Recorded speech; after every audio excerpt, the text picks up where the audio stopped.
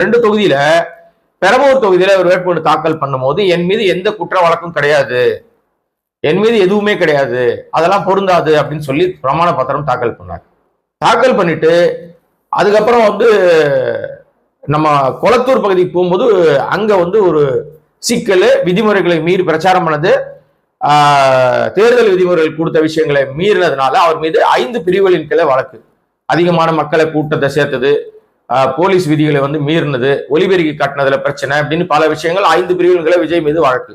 இப்போ அவர் திருச்சி கிழக்குல வேட்புமனு தாக்கல் பண்றார். தாக்கல் பண்ணும்போது அந்த இடத்துல இந்த வழக்குகளை அங்க குறிப்பிடுறார். பெரம்பலூர் போலீஸ் எனக்கு வழக்கு போட்டிருக்காங்க, 5 பிரிவுகளின் கீழே வழக்கு போட்டிருக்காங்க அப்படின்னு குறிப்பிட்டு அவர் அந்த பிரமாண பத்திரத்தில் குறிப்பிட தப்பு இல்லை. ஏன்னா வேட்புமனு தாக்கலுக்கு பின்னாடி நடந்த வழக்கு.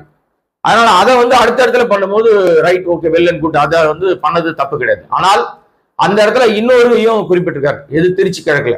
அதாவது மதுரையில ஒரு மாநாடு நடத்தும் போது ஒரு பையன் இவன் ரசிக குஞ்சு பண்ணி ஆர்வ கோளாறுல மேல ரேம்ப் மேல ஏறிட்டான்.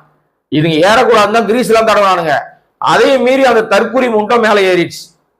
மேலே ஏறினவன இந்த பவுன்சர்ஸ்க்கு ஏதோ தேவத்துவன் கடவுள் மாதிரி இவனை நினைச்சுக்கிட்டு அவங்களெல்லாம் செருப்பால் அடிக்கணும். அவங்களை நேரம் கிரிமினல் கேஸ்ல உள்ள தள்ளி இருக்கணும். அந்த பவுன்சர்ஸ் நாய்களை, அந்த நாய்கள் மீது இதுவரை நடவடிக்கை எடுக்காம பெரிய தப்பு.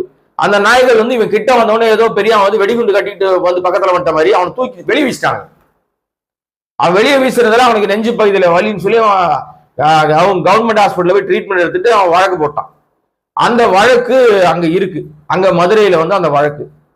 அந்த வழக்கு என் மீது இருப்பது எனக்கு தெரியாது, இப்பதான் எனக்கு தெரிய வந்ததுன்னு சொல்லிட்டு அதுல பிராக்கெட்ல போட்டுட்டு அந்த பிரமாண பத்திரத்துல இந்த மாதிரி ஒருத்தன் ஏறி அவனை பவுன்சர்ஸ் தள்ளி விட்டாங்க, அவங்க அதனால என் மீது வழக்கு போட்டிருக்காங்க, இந்த வழக்கு இருப்பது எனக்கு தெரியாது அப்படின்னு சொல்லிட்டு அந்த திருச்சி கிழக்குல குறிப்பிட்டிருக்காரு.